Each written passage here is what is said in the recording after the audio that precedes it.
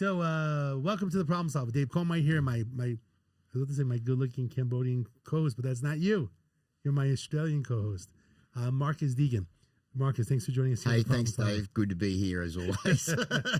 I'm about to see your new and improved John T. You think so? No, not really. No, she makes fun of you a lot, though. That's what's cute. Our banter's cute. You know, back and forth. Yeah. So today we have Brian here. Brian is a mortgage senior loan officer. Yeah. Is that the best I would say? That sounds about right. He's basically a superhero with money.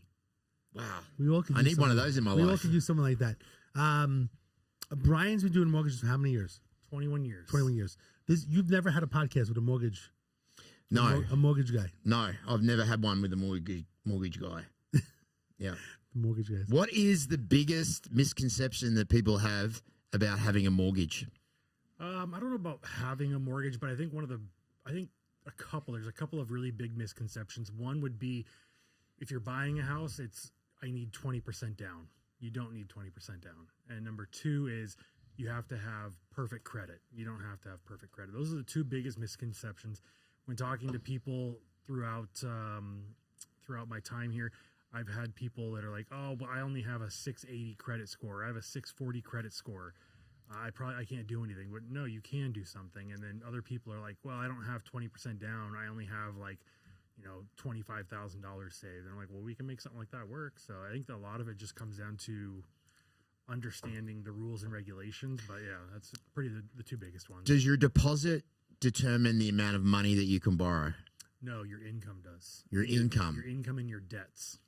Your income and your debts. Why do people say that it is much more financially feasible to rent instead of to own? Well, right now it would be because of the interest rates. The higher interest rates right now, if you're not putting down 20, 30%, you can rent the same house cheaper than owning it. So the more deposit that you have drops the payment. Yep. Okay, so you would advise people if they're buying their first home to have as much of a down payment as possible because that drops at your monthly payments. I would tell whoever's wanting to buy, it doesn't matter if you have a big down payment or not. Get in now while you can. If you can get in and you can afford it, get in, because what happens is you stop paying rent, stop paying somebody else and paying their mortgage, and you start paying your own, and you start building equity over time. So if you say, oh, well, I'm going to wait until I have 20, let's say you want to buy a $500,000 house right now, and you don't want to put 20% or $100,000 down. You get in right now because you can afford it. You buy it, you get in. Let's say, oh, I'm going to wait, 5 years, and I'm going to save up $100,000. You save up that $100,000 in 5 years. That $500,000 house might now be $550,000 or $600,000. And had you bought at that time 5 years ago, the 5 years worth of payments might have equaled to $120,000 you just wasted in your rent, and your mortgage balance would have been substantially lower on the house that you own. So I say if you can get in when you can. How do you change your monthly payments? And is that possible to change your monthly payments? If you buy a house and your payments are $3,600 a month, is there any way that you can lower that payment over time, or is there something that you can do with your lender to go, hey, look, my wife just lost her job. We're on just one income now. How can I drop my payments? Can you drop it and then the loan goes longer? Yeah, so there's three options really. One would be refinance. If the rates come down and they're lower, you can refinance, take advantage of a lower interest rate and lower your payment. Two would be what they call a recast. Let's say you come into a bunch of money. Let's say you have a $500,000 mortgage, your $3,600 payments based on that $500,000 mortgage, and you come into $100,000 from a inheritance or something. You can recast on conventional loans. You can reach out to your servicer and say, I want to recast this, and they will say, okay, send us your $100,000 and we'll give you a new lower payment, and we'll keep the same months left in your mortgage, and we'll just give you a new lower payment. That's number two. Number three would be, in your situation, my wife lost her job, I'm on a hardship, you can request a modification, and that's really completely up to the servicer of the mortgage. So I come to you and I go, I've got $1 million. I just got $1 million deposited into my account. I want to buy this $750,000 home. Do you say to me, put down a deposit and pay it off, or do you say, just give me the $750 and buy it outright? I would give you two options and say whichever one you would prefer. I would say I don't know your situation like you know it, but what I would say, there's two options. One, buy the house cash. You still have $250,000 left over, and you don't have to worry about your housing payments going forward. Two would be to put like 50% down on that, and then put 50% or more down on a investment property, and let that investment property build you wealth.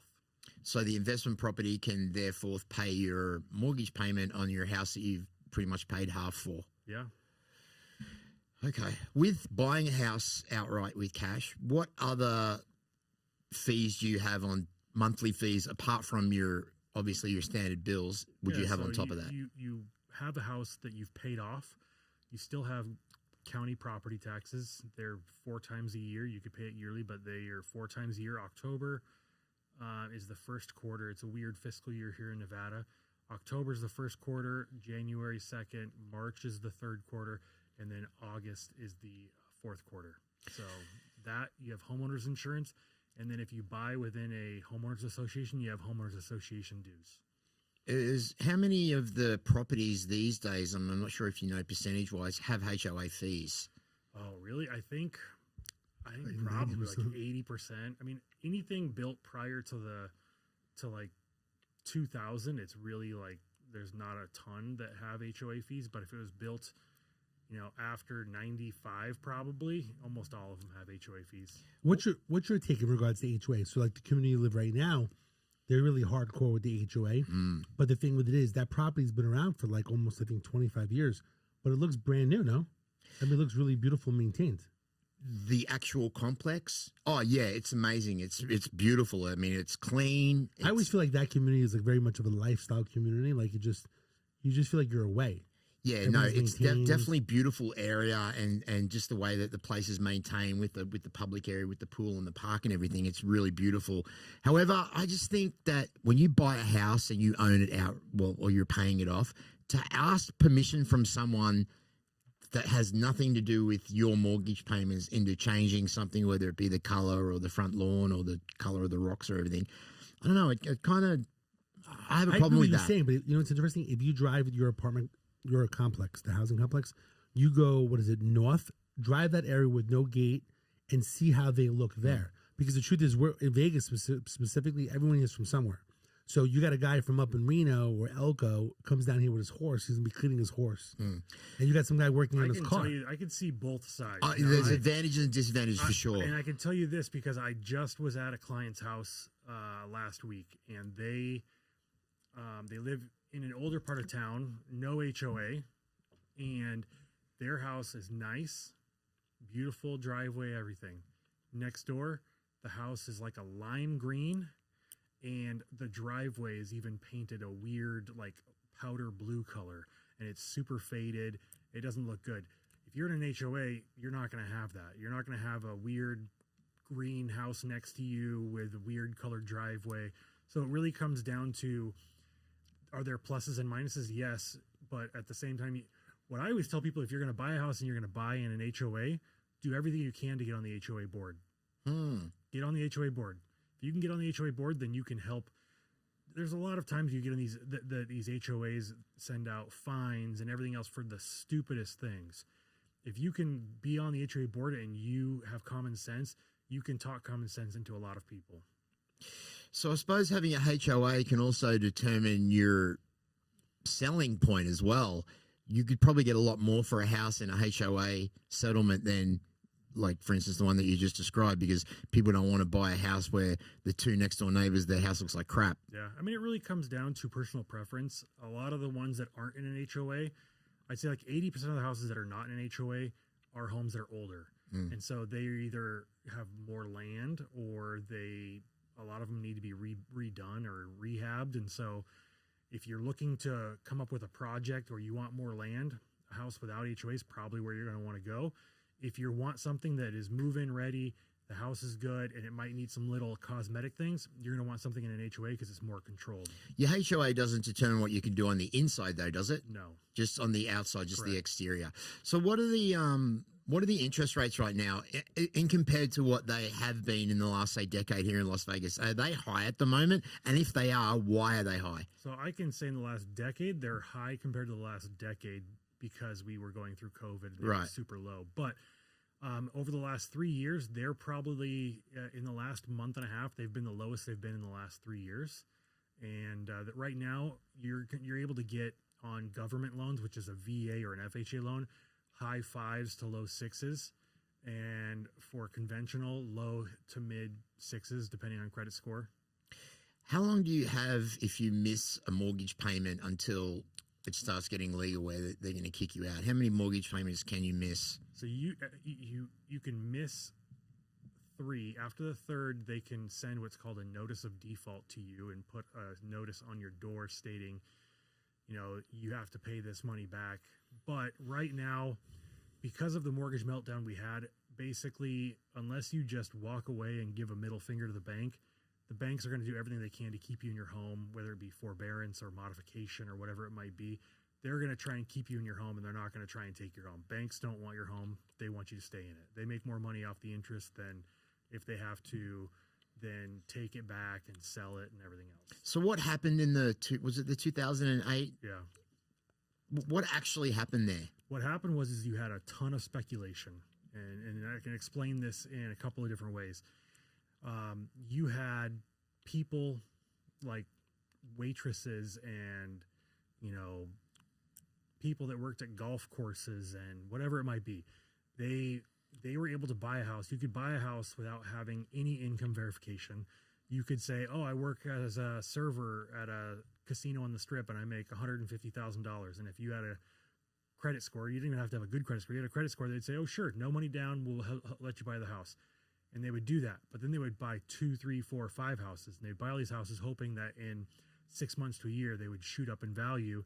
And then they'd be able to sell them and make money. We had all these people that were buying homes with no money down and nothing, no skin in the game. And then when the prices started coming down, they wanted to sell, but they then owed more than what it was worth. And so they were like, well, I didn't put any money into this. I don't really care. And they walked away from it. A lot of people had lost their jobs and the values of homes started dropping and people couldn't sell for what they owed. And so they just walked away. That was the biggest thing. Now, if you want to buy an investment property, you're having to put 20% down, where back in the 08s, if you wanted to buy an investment property, you could do 0 down or 5% down. They don't have those programs anymore. What's the minimum percentage down? Did you already tell me that? Was it 25%? For investment property? For if you want to purchase a home and if you want to get a mortgage? If you want to get a mortgage, you can do, if you're a first-time home buyer, which means you haven't owned a home in the last 3 years, conventional loans require 3% down. FHA requires 3.5% down. And there are programs that will that will give you a grant for that down payment. So you can, with a good enough credit score and the right circumstances, get into a house with 0 down, but typically 3 to 5% down. When you say good credit score, what's the bottom line? For one of the government grant programs, 640. 640. Is that standard for a lot of people have that? Because it seems very high. So that's for the government grant programs. If you want to just go FHA, the minimum credit score for FHA is 580 for a 3.5% down. And if you have 10% down, you can go down to a 500. How much? I feel like this is like 100 questions to ask the mortgage guy. Well, it's fine. It's great. It's great. How You much? never had some of these great questions. How I love much it. time Keep do you going. have to have in your job, or how much employment history do you have to have? Like, could you have not have worked for 5 years and all of a sudden have this great job for a year, making money? And is that something that works, or do you have to have? So what you need is a 2-year work history. Now, if like you were saying you had 5 years where you weren't working and you got 1 year back on the job, you could do that if you have the 2-year complete history. So meaning 10 years ago you had a good job and you worked a bunch and you have 4 years of proof of employment, and then you had a 5-year break, and then you've been back on this new job for a year. You definitely could do that if you could provide proof of the 2 full years of income. But typically they want to see the 2 years of income, and then that's how they're going to base your income off of those 2 years. And they do that obviously through pay stubs, bank records, Yeah, letters from your employer. W-2s, pay stubs, verification of employments through your employer. Yep. Seems like a lot to go through for someone that's never owned a home before, do people find it daunting with all this paperwork? At times, but I think it really depends on your situation. Like if you have been in the same job for 5 years and you get paid a salary or you're hourly, you get a W-2, they need 2023 and 2024 W-2 in your last 2 pay stubs. It's pretty simple. A lot of these places around town subscribe to like ADP or some of these big companies where you can go right on their website and print them off or download them and send them over. So it just depends on your situation. Is there a lot of people getting loans for houses these days? Do you think it's increased or has it dropped? I think that in the last probably 2 months it's picked up. But prior to that, it was pretty slow just based on the interest rates and the high prices and everything else. But it's starting to pick back up. Is there a lot of properties available at the moment as far as for homes here in Las Vegas itself? There are about 8,000 homes on the market right now. It doesn't seem like a lot. It's like they call it a 3 to 6 month supply. But yeah. All right, so here's a question for you. So in Australia, in different countries, there's different mortgage programs. So out here, normally it's a 30-year mortgage or a 20-year mortgage or 15, right? But most people can't afford the payment, so you're always trying to, depending upon the interest rate, and it goes out to like 30 years. How is it in Australia? Because I think in other countries, there's like 50 years or 100-year mortgage, things like that. I think is it China or Japan? How does it work in Australia? Do you know? I think it's the same. It's a 30-year fixed. However, though, the fees and the taxes are through the roof when it comes to, it's literally nearly impossible for In people. Australia. Yeah. I think it depends also on where you live. Texas, you could buy a $300,000 house. Your taxes are $1,000 a year to $2,500 a year. In Texas, they're $10,000 to $15,000 a year. But you can buy a lot more for your dollar in Texas, right? Like for $300,000 in Texas, you could get like it would be like a $750,000 home out here. True. It's the same as in places like Tennessee. It's the same kind of thing, right? You can get a lot more bang for your buck than you can here in Nevada. Why is that, do you think? I think that it comes down to Supply and demand of land? No, I think it's the location. I would say it's the politicians, because your taxes are based on what they're going towards. So here in Nevada or in Las Vegas, you've got a lot of the tax revenue comes from casinos, so the property taxes are lower. Where other places, they don't have like casinos and other places to give them other taxes, so they're taking them all from the homeowners. If someone said to you, I want to buy a house in California, what would your recommendation be? I say if you have the money, great, but I'm not a fan of California, but it's because of the fact that everything is so overpriced, whether it be housing, gas, food, everything's expensive in California. Yeah. But if you've got the money, then definitely go for it. Do you see a lot of people moving from California to Las Vegas to purchase homes due to the fact of the pricing and that Gavin Newsom isn't the governor? Newscom? New scam, or is it? No, I prefer New Scum. I think there was a lot of people moving from California. I think it's kind of slowed down because of the prices here in Vegas. They are a little bit high, and the rates are a little bit higher. I think a lot of people are moving from California to Texas, is what I've been hearing. California to Texas. What's the reason why? Because I know some that just moved there, and I'm like, I think it's just so large. Joe Rogan did it as well. It's the taxes, right? I think it's you have your taxes are a lot cheaper in Texas, and then you also can get a better house for the money. So. Yeah, and it depends on your political leaning. If you lean right, then you're definitely going to be more welcome in Texas than if you lean left. Probably just depends on where you lean politically too. So if you lean left, it's better. If you lean right, it's better in Texas. Yeah, I would assume so. Yeah, it is a red state, right? Yeah, of course. So is there like when you have there's like Pulte homes, and there's all these different other.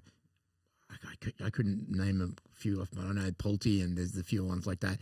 Are they still selling brand new homes, or is the majority of homes that are being bought now secondhand? So there's still a ton of home building going on, and I believe there's a bunch of home builders that have recently bought new land here in Vegas. So they're definitely still building. They're not selling them as fast, but they're still building. And as far as 3-bed, 2-bath, What's the prices these days for something like that? Because I remember when I bought my first home back in 2006, a 3-bed, 2-bath, it cost me like 270,000. Yeah.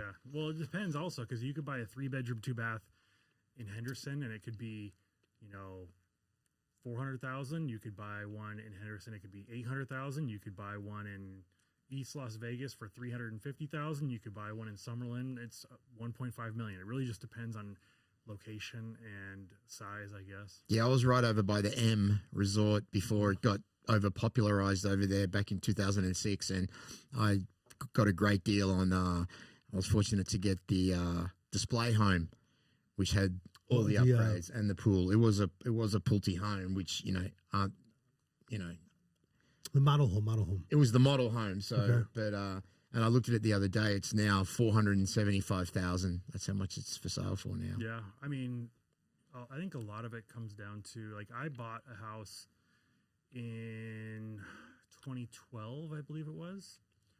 Bought a house in 2012 for 385,000, and then I sold it in 2018, so maybe like 6 years later. Sold it in 2018 for 575,000, and then right now, if I'm looking at that house, it's, I think, in the 850 range. Stings a little bit, doesn't it? Yeah. When you look back at it. Yeah.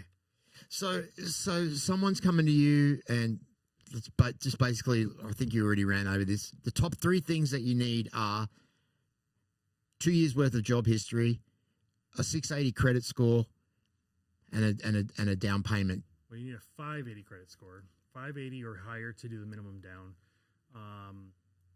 and 2 years of income. And so basically, if you were to come to me and say, hey, I want to buy a house, I would say, let me ask you a couple of questions. I'd say, what do you do for work? Okay. How long have you been there? All right. And what's your income monthly? And you tell me. And then I'd say, okay, any idea what your credit score is? Well, I know because I have Credit Karma, or I have these apps and they tell me I'm this, or I don't know. Okay, well then we probably need to take a look at your credit. On top of that, what do you pay monthly on your credit? Do you have any car payments? Do you have any credit cards? Do you have student loans? What are your monthly payments that are going to show up on your credit report? If you know all of it, I can have an answer for you on what you qualify within 3 to 5 minutes. Would you say that it's better to get a credit cleanup prior to you going for a mortgage loan? I would say that it would be great to just, if you don't know where you're at, I would say it'd be great to do, like, give me a call. We can do what they call a soft credit check. It doesn't affect your credit. It's not a hard credit check. We do a soft credit check. It'll pull up everything that's on your credit, what your balances are, what you have. And then from there, I can say, hey, do X, Y, and Z, and you'll be good to go. Or, hey, you're good now. Let's go forward. So someone can come to you, and if they aren't in the right criteria to be able to get it now, you can say to them, go and do this, and then come back in 8 months, and then we'll be able to move forward. Yep. Does that happen a lot? But I can tell you, I was just going to say that I can tell you about 10% of the people, when you tell them they have credit issues and you have to do X, Y, and Z, only about 10% actually do it and come back. Really? Yeah. A lot of people are like, well, I don't want to pay this collection off, or I don't want to pay these things, or it's too much work and they don't want to do it. So. So you would advise not doing that? Well, I mean, I would say the best thing to do is, if you're motivated, because a lot of times people say, I want to buy a house. Right. But they're motivated because they have their lease is ending in their apartment or their house, and they want to get into something, and they just want to see what they can do. If you're really like, no, I really want to buy a house, and you're going to do it, then great. I've had people that they're like, I'm tired of renting and I really want to buy. And I look at their credit, I'm like, okay, well, your credit's not quite there yet, but if you do this, this, and this, and I follow up every few months, hey, I just did this, I just did that, and then a few months later, they're ready to go. But then most of the time, you tell these people these things, and they're like, I don't have the money right now to pay $500 on a collection that I had. So it just depends. I suppose this is where it comes into it again, and I always use this your mindset really does play part in everything that you do in life. If your mindset is that you want to get a house, then you will do whatever you can to get that home. And if that's what's in your mind's eye, and if that's what your goal is, then nothing like some shitty little credit things that you have to clean up are going to stop you. So once again, mindset is a huge part of everything that you do. As a matter of fact, it's majority of what you do, because if you have that mindset goal, then that's what you want to do. And if that's what you want to achieve, then you can do it. However, it has to be in your mindset. You can never be wishy-washy when it comes to anything like this, including getting a mortgage. Yeah, I tell people all the time, they're like, oh, I just don't have the money. And then you take a look at their bank statements, and I'm like, well, you spend $7 a day at Starbucks, and you know $25 a week on fast food, and you're spending this. Like, if you really want to do it, cut those things out. You're going to save yourself $700 a month and pay off these things. Do it for 3 months, see how it goes. And if you're disciplined, you can do it. Yeah, absolutely. Discipline, mindset, and consistency comes into it. And then with that consistency, you know, you build that momentum, right? And then with the momentum, you get the success. So how do people find you, bro, if they want to get some money off you? Yeah, they can call me. My number is 702-477-5797. Or they could find me on Instagram. It's Brian D. Lillard. So BRIAN-D and LILLARD, and I can answer DMs there. Real quick, you jump in with some really good questions, which is great because you never had a mortgage person to talk to. By the way, he's great because a lot of people, you know, he's really deep in all this stuff. Well, I think it's like you have to feel comfortable with the person as well, because it's a pretty personal thing that you're doing. Like, even though people think, "Oh, I'm just borrowing money," you got to go deep into someone's life, man. You get to check everything. So it's a personal thing. So I believe that you have to feel comfortable with the person that you're doing it. So it you know, that comes part of it as well, for sure. Yeah. Absolutely. You also want to find somebody who's on your side, who's willing to fight with you, because a lot of times you're going to get these people that are just like, "I just don't know," and I don't know how to do this. If you have somebody that's willing to hold their hand and walk them through it, they'll be set for life, and they'll be happy, and they'll be able to refer people as well. Absolutely. Help me out. Amazing. Yeah, for sure. I'll share with you in regards to my journey being on here for 23 years. I probably met like 15 different mortgage agents over time, and different relationships. There's different programs. So you have to feel comfortable with somebody. And then I think Brian's great because he has so many programs. He's available. You can text him. You can call him. We bother him all the time. But, you know, sometimes these days in Vegas, it's late at night. People message and say, hey, you know, I want to buy something. What do I have to do? And you really got to jump on people these days because it's very easy to lose someone in regards to business, you know, because they may have a relationship and so on. But he's been great, Brian. The reason why I mentioned about the 30-year mortgage that recently Trump, because I think he's trying to figure out how to help the economy, he's mentioning basically to do a 50-year mortgage. So I know that you're not, you know, you don't deal with mortgages all the time, even myself, but what's your take from, in your mindset as a consumer or future buyer, for going from a 30-year mortgage to a 50-year mortgage? What's your take on that? I think that would take a lot of stress off the buyer and the person that's getting the money, because 30 years isn't that long. I think stretching it out over a little bit longer gives you a little bit more of an advantage, because for one, it's going to maybe want people to stay in their homes a bit longer, and it's going to give people the incentive to think that, okay, it's not 30 years. 50 years doesn't seem that daunting to a lot of people. So I think it's a plus. I think for me, I have mixed reviews. I have mixed feelings about this, and the reason being is, I'll just do the math really quick. Let's just say, this is key is the numbers. Let's just say $500,000, 6.5 interest rate. So 500,000, 6.5 interest rate. 30 years, your payment is $3,160. That's for principal and interest. 50 years, $2,818. Right, so it's not that much of a How much is it huge. again? Say again? $3,160 for 30 years, and $2,818. 2,818. So it's not. So it's only a couple $100 bucks. You're talking less. That was at 300. That's what's so weird. Like if it was like 1,000 less. Yeah, $340 for an extra 20 years. Is that worth it to me? Not really. But I can see it in this sense. Short term. Like short term. I'm going to get it. I'm going to save money. I'm going to get in. And in 3 to 5 years, I'm going to refinance to 30. Or I'm going to sell it and move to a different house. Yeah. That's where I can see it working. But if you're like, I want to buy this and be in it long term, 30-year would probably be the way to go. Just because, I mean, the amount that you're saving, let's see here. Total interest on a 50-year on a $500,000 loan is you pay the original $500,000 back plus $1,191,000 in interest. In interest, In 30 years, it is $637,722. Almost double. So you're talking almost $2.5. $600,000 Wow. more interest Wow. that you're paying because you want to save $340 a month. But how does that? So in Trump's mindset, how is that starting the economy? I think 'Cause he's it's just doing helping it the- because it'll help more people qualify. So like if you That's can't it. qualify right now, like if you want to buy a $400,000 house, Your debt to ratio. your debt to income ratio is a little bit too high and you can't qualify right now on a 30-year, but on a 50-year you can, then it's going to help jumpstart some of these people and start at least to get you in. Yes. Okay. Because like I was telling you earlier, the biggest thing is get in when you can, so you're paying for your own home and not somebody else's. Got it. Well, All right, those so- questions that I was asking are coming from questions that people that great questions. that people want to know because it's coming from a naive sense. Like no, I've it's great. I've studied it. I've been through a lot of seminars. I still don't know it all. I still rely on him. You can't know it all. Plus, things have changed. Now, back in the day, I'm here 23 years. My first home, 2009. I was able to put down, I think it was 3.5% at the time, or 5%. The loan money, and I was able to get in because the home was 260. So it was like 13 grand down. It was like affordable. Now the home's like, if it's 500-600 grand and you do 5%, 30 grand, it's harder to get in. So I've been very fortunate because the loan programs that were years ago were more lenient, I guess, to get in with low money down. The biggest things I feel is the 50-year mortgage may help people to get in because of their debt to income ratio, or programs like FHA financing where it's doing 3.5% down. But I always ask the question, normally we have some different realtors that are here, what is the strategies that you basically have in order to basically leverage a loan product in order to basically accumulate wealth, or what we call generational wealth, right, for the future, for your family in general?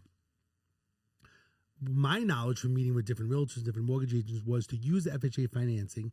And right now the strategy, and you can correct me with your thoughts if I'm wrong, is that you can go buy a fourplex right now with 3.5% down. Now, every community, every city is a little bit different. For here, they've gotten a little bit more expensive, but when you do 3.5% down on a place that's, let's say, 600 grand, it's still only $18,000. Now, that unit that you're living in may be a 2-bedroom, 2-bath, and then you have to rent out the other 3 units that will help pay the mortgage, but you are living in a fourplex. Not everybody could do that, right? If you have kids and so on, but if you're starting out, you're a young person, you don't have kids, you get a fourplex, so the 3 units can be rented out. Now, some people will say for Vegas that 1 unit will always be empty, that it's never going to work out perfectly. Or some people will talk and say, hey, what's your rent? Why is your rent $1,800 and you're 23? And they get upset. So it may not be a perfect scenario, but the key really is that you have a property, you're renting out 3, and you're getting low money down. Get them to sign a non-disclosure when they move in about their rent. I'm sure that won't work in Vegas, but yeah, it sounds on paper sounds good. And then you may need a legal protection plan after for that one. And then the second thing is, so you buy the fourplex.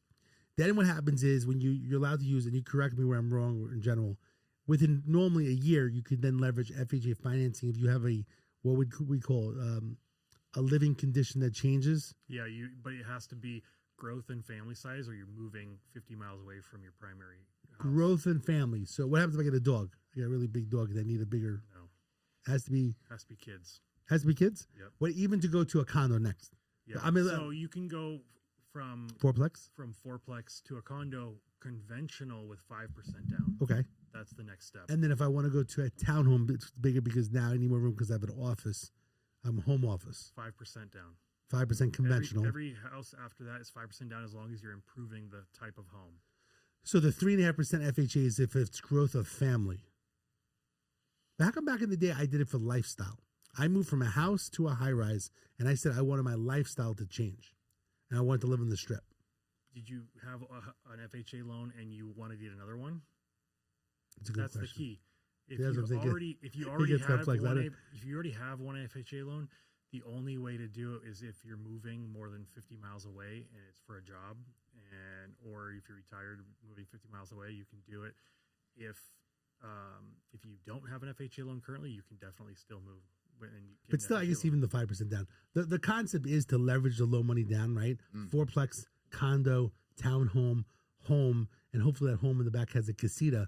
So by the time you make it to your home every year, like you move up, right? Condos 4, condos 5, townhome 6, home 7, and the casita's 8. So you have 7 rental incomes, and you have your house. Yeah. So the goal is to leverage the FHA financing or FHA conditional. first for the fourplex because FHA will allow you to buy it with 3.5% down, where everything else is more money down. So technically, someone like you and your girl should actually buy a fourplex first because it's low money down, 2-bedroom, 2-bath. The hard part for a lot of people, sorry to cut you off, is that the area where fourplexes are is not desirable to live in. It depends where. It's not. It's sometimes it's not the perfect situation. Yeah, there's not a ton of fourplexes available, and the ones that are usually, More expensive. No, yeah, the ones that are like in better areas are like 800,000 to $1 million, but the ones that are out there that are 500,000, 600,000, 700,000 might be in a bad part of town. Yeah, you just need a few guns. Don't worry, mate. When that investment money comes in, I'll be sweet. I'll be calling up old mate. We can call you oldmatemortgage.com. There you go. I just did a seminar. It was called "Buy 3 Houses in 3 Years," and it kind of went by what you're saying. It didn't say, "Hey, start with a $4." It just said, "Buy a house, get in, wait a year, buy another house with 5% down, wait another year, buy another house, 5% down," and it kind of went over the strategy of that.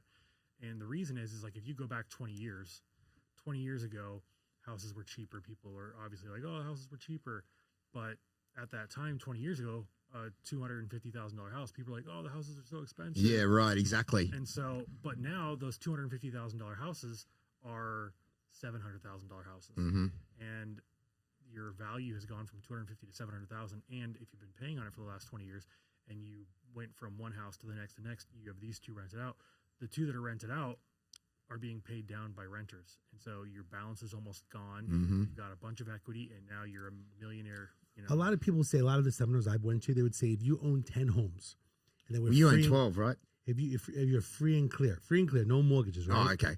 That basically each one was paying, let's say, $2,000. You have $20,000 a month, which is basically enough money for you to survive and basically live and not have to work. But it's not an easy situation because it takes time to pay down the mortgages. But if you start like he's doing 1 home per year, even 3 homes, right? Imagine you have 3 homes paid free and clear by the time you're, let's say, 50, 60, and you want to retire. You have maybe $6,000 to $8,000 income coming in, because people can't rely on Social Security in America because who knows if it's going to be around. So the bottom line is it would be great, but look, there's a lot of headaches and things break. And I mean, honestly, I just got a bill from our good friend George that says money that I owe, and it's like $3,000-4,000. So I mean, you have to have a little bit of a safety nest of money to basically fixing things as things get older, dryer, washer, painting fascia boards. Then the HOA says, "Oh, the home needs to be painted." That's $2,000, right? So it does add up. And it definitely is a little bit strenuous, on your pocket. But in the long run, the concept's there, right? Yeah, absolutely. I also think it really comes down to your income, obviously, but it comes down to your lifestyle. I mean, you know how many people I sit down and meet with every day that, have blowing their money. Yeah, but the biggest thing is like they've got $1,200 car payment, and then they have another $800 car payment, and then they've got some credit card bills, and they make $7,000 a month, and at that point you don't qualify for anything because your car payments. Yeah. So yeah. I always tell people, buy a piece of crap car, drive it around. Who cares what you drive? I mean, unless you're worried about your image and your lifestyle. I mean, if you can afford it, perfect. If you don't own a home and you are renting, you don't need a $1,200 car payment. Yeah. Go buy a car that runs for $1,000 and drive it until it doesn't run anymore. So I'm just super conservative. You sound like my dad. I'm super conservative when it comes to stuff like that. To me, I don't really care about what I drive. If it works, it works. You know? Yeah. What do you drive? I drive a Jeep. Yeah. So, but all my cars are 10 years older. I did have a new car. I had a new car, a brand new truck, huge, nice, amazing truck, lifted everything, and I was so tired of driving it because the gas, it was like I was putting $250, $350 a week in gas. Yeah. And so it sat in my driveway. And it sat in my driveway for like almost a year, and I finally just sold it because I was like, it's depreciating in value. I'm doing nothing with this car. I'm not driving it because I don't want to put the miles on it, and it costs too much. So I just went back to driving something cheap and efficient. So last thing is this. There's something new that came out called a portable mortgage. Yep. You probably never heard of portable mortgage. I've never heard about it until the other day on social media. Tell us what a portable mortgage is. You tell me what your thoughts are, John, because you never heard it. Tell me what your thoughts are. This is something again that Trump's been talking about. It's not anything that is even close to having all the things wrinkled or all the wrinkles ironed out or anything. It's kind of just a talking point, a starting point. You own a home, right? You bought a house 4 years ago. Your interest rate was 3% and you owe $300,000 on a house. You sell that house. You take that loan of $300,000 and apply it to the new house, and you keep the same interest rate. You keep the same loan, and you don't have to worry about starting over at 7% or something. That's the idea behind it. Do we know all of the details? No. Do we know if it'll even work? No. But it could be a great thing. The only thing is that how do we get around? You sold a home and now you have extra. You've got, you sold a $500,000 home. You have a $300,000 mortgage. You have $200,000 from that sale, and you want to buy an $800,000 home now, and you don't have all the money to make up the difference between your $300,000 loan and the $800,000 purchase price because you only got $200,000 from the sale of your house.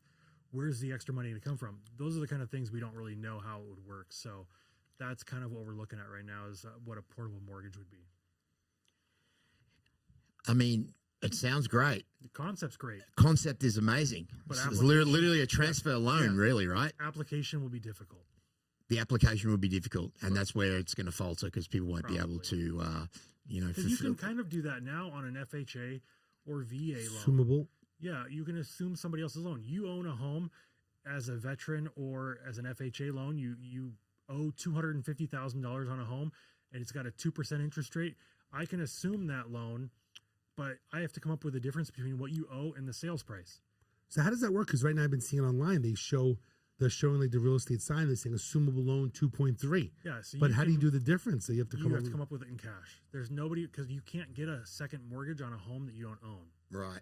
So I've yet to find. Maybe there is, and if there is, correct me, tell me. I would love to find out. What's your question? Because I have this hard money guy, but it'd be very expensive. Yeah, that's super expensive. But where can we come up with some kind of a secondary loan? A secondary loan that would cover the difference. So, I mean, that's definitely going to be, because a blended rate on something like that is better. But if that would, the problem at that point is you've got a first mortgage, and then that secondary one would be a second mortgage, and it's got higher risk. So the interest rate's probably going to be higher. So at that point, does it make it even just better just to go with a fixed at 6.25 or something rather than 2% on the first and then another 6.5 on the second one? No, the second wouldn't be 6.5. It would be like 7.5, 8.5, something higher. Maybe even higher. Because of the higher risk. Got it. I'm pretty good. I'm answering his stuff. You are. Maybe you should get into mortgage broking. That's a good idea. Add it to all of the other little voices that you have in your head. I get so much nonsense in my head. All these problems, people's problems, my problems. I guess one last question. So I forget the guy in May. What's his name? The guy that changes the rates. What do we call this guy? Oh, you're talking about Jerome Powell. Yeah. My mind's always spacing with Jerome Powell. What's his title again? He's a Fed chair. Chairman, right? Yep. So bottom line is he needs to be changing the rates, goes back and forth with Trump. Long story short, in May, Trump could appoint someone else. His position's up then, right? Yep, it's up in May of 2026. And there's already talk of basically someone that Trump likes. The question is, what's the rate now? And do you think this guy in May is going to drop the rate by like a point? Or is that just too drastic? He's going to do it slow, like a quarter.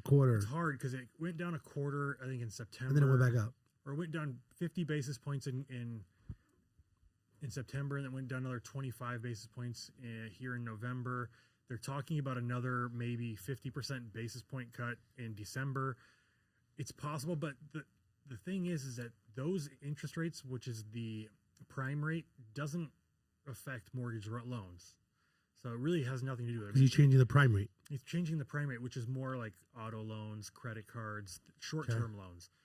And so does it help bring the rates down? Yeah, the rates come down if the prime rate's going down, but it's not like, hey, they just cut the Fed rate 50 basis points. That means instead of getting a 6.5 rate, now they're at 6%. It's not how it works.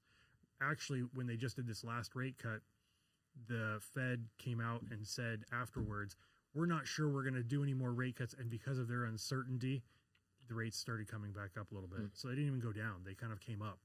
And so it really comes down to what the what they think's going to happen in the future, the prognosis. If they think, hey, in the future they're going to continue to go down, the rates will continue, the mortgage rates will continue to drop a little bit. If they're unsure, if they're like, oh, we're going to have to pull back, it could cause rates to go up. So that's kind of, but the other thing too is that, you know, historically, the historic rate over the last 50 years in the United States is 7.25 or something like that. So we're kind of right there, right underneath it. So we're just, we've been so, you know, I don't even want to say blessed or unusual times being such a low rate. Yeah. You know, you go back 5 years and rates were 3%, 2%. You go back 10 years prior to that, 10%. we were at, you know, 3, 4 because of the mortgage meltdown. You go back prior to that, it was 7, 8, 7.5. I think my parents were like at like 10, 12. I think they were 12%. It's what have you done for me lately? And the problem is people don't want to go back. And people keep thinking back of the rates during major economic crises in the last few years. You had COVID, which dropped rates to 2 to 3%. Prior to that, you had, you know, the mortgage meltdown and all the foreclosures dropped the rates. But if you take those two things out, 6.5 to 8.5% is where it's pretty much been. You had some years where it was 10, 12, 18%. The problem is almost a different generation, you know, like those people like are the baby boomers that had those higher rates. And now people that have these lower rates, right, they don't want to move because it's just too expensive to move. And that's the problem I feel with the economy right now. We don't have this free money from COVID and the government was giving all this money out. Plus we don't have lower rates. So whoever's in a house has just kind of sunk it down. They basically don't want to move. Also, you have a lot of over the last, if you take out the last 2 or 3 years prior to that, you know, you had like 2017, 18, 19, 20, 21, you had all these people that had access to so much money and money was coming in and everything was good. And everything was great. They became accustomed to a certain lifestyle where they're like, oh, I need a new car every year. I need this. I'm going to rehab my house every 3 years and I'm going to do this. And money's going to be so easy and available and cheap. And when it's not there, people still spending. And what we're seeing now is the credit card debt in America has gone way up because people are just, they don't have the ability to pay off that credit card debt now. And so that's where you're running into some problems. Even though I keep saying the last thing, is this money, this Trump money, the $2,000 tariff refund money, whatever you want to call it, you think it's going to happen? I don't know. I have no clue. Do you think it'll help the economy, especially during Thanksgiving, Christmas? People will buy. Will it help the economy? I mean, it could. I think it's over. People that make $100,000 and less, they've done a tax return, they would get $2,000. Is it $2,000 per person, or $2,000 per family? I have no idea. I know that it can help, but it would help with like November, December for the holiday season. At this point, what can $2,000 buy you? That was exactly what I was just about to say. What the heck can $2,000 buy anyway? I will share with you for 2025. If everyone got like $2,000, at least it would make their Thanksgiving, their Christmas. They would buy gifts. Yeah. It would help the economy. For the economy, yeah. Yeah. For at least the next 2 months, and then for the new year. But if that happens, then what happens is when you start getting all these amazing positive results in the economy, and they start coming out and they start saying, "Hey, the economy's great. Look, we've got all this spending is up, and we've got all these stores reporting all their numbers are way up." And then it's not a real number. It's not a real number. And then the Fed reacts and says, "Oh, well, we've got to increase the rate then because we don't want to have this huge inflation." And then the rates go back up, and people are pissed for the next 6 months. Well, I will share at least for now. It's just a Band-Aid, really, isn't it? Yeah. I think for now that if everyone got like a $2,000, at least for 2025, you'd go out with a bang. You have a great Thanksgiving. You have a great Christmas, Kwanzaa, Hanukkah for you, and then. Long story short, it would make 2025 good. People would have a nice New Year's, and then somehow you start 2026 next, and then hopefully just some positive spirits in 2026. What are you talking about? Mine would just go to December rent. That's funny, but anyway, will 2000 even cover a rent? Absolutely not. No, so I mean, no. Well, people wouldn't put it. People would not put it to rent. They're going to use it towards holiday. Thanksgiving, Christmas, and gifts for loved ones. Yeah. Which I'll be honest with you, sometimes you have to just take action and live life as it is for today. Yeah. If they got the money and there was a little bit of a stimulation for buying stuff, people would be happy. Yeah. For the next 2-3 months. 3-Hour Atlas will be here next month. It's going to fucking wipe us all out anyway. So what are we worried about? So he's talking about the aliens. I'm not sure if you're familiar with that. No, I'm not familiar. He's not on top of it. He's the alien specialist for problems. I missed what was that happened a few months ago. Yeah, the 3-Eye Atlas, the comet. No, not the comet. It wasn't somebody like there was this big thing on social media about the almost like the second coming. What do they call it? Oh yeah. Yeah. We talked about that. Oh no, the Book of Revelation. So they're going to say it was going to be the second coming. bring you Oh, up. the rapture. Rapture. Yeah. Yeah, the rapture didn't happen. Like We everybody actually was did a predicting. podcast that day. Yeah. And John T was like, "Oh well, we don't know what's out there. Maybe everyone was taken away, or was sitting in this room. You know, I would have been gone. We will be You gone. heathens and whores would have been back here. So, Brian, thank you so much for joining us. A lot of knowledge. I'm actually glad that you picked his brain because these are common questions. Yeah, people ask. then that's why And I even asked them. myself, I've gotten a lot of knowledge, and I still don't know it all. Like he's correcting me, I like think a lot of FHA. it too also comes changes. down to that you might not know everything. I don't know what people don't know, and so like you ask me all these questions is great because you might not know it, other people might not know it, Yeah. but they might be too afraid to ask. Yeah. Yeah, I agree. Sorry about the rapid fire questions, No, you're but good. that's was what good. I liked it. podcasters do. Yeah. It was like Mortgage 101. Like, Yeah, bing, bing, yeah, bing, bing, yeah. bing. Well, I appreciate Marcus, my co-host, as the problem solver here, helping me with some great questions. Thanks, man. I think people will appreciate that when they see it because they'll get questions answered. Yep. And then I appreciate Brian, tons of knowledge in general with mortgages and real estate. So, I mean, that's what you need. You need basically someone that's a professional that knows what they're doing. It's available, accessible, and he's also bilingual. He speaks Spanish. Yeah. Really? He's fluent in Spanish. Eso quis- I'm es- fluid in es- Spanish. He's fluent in Spanish when he picks up when he goes to Taco Bell. No, I'll my take wife's a- Mexican. I'll take a After two quesadilla. Coronas, Yeah. he's fluent. So if you got Non-alcoholic Coronas for me, though. Okay. So as usual, the problem solver. If you have a problem, go to theproblemsolver.vegas 702-999-1111 702-999-1111. Dave Coleman, the problem solver. Again, thank you so much. We'll see you in the next problem solver. Over and out, wherever the cameras are. Trump 2028.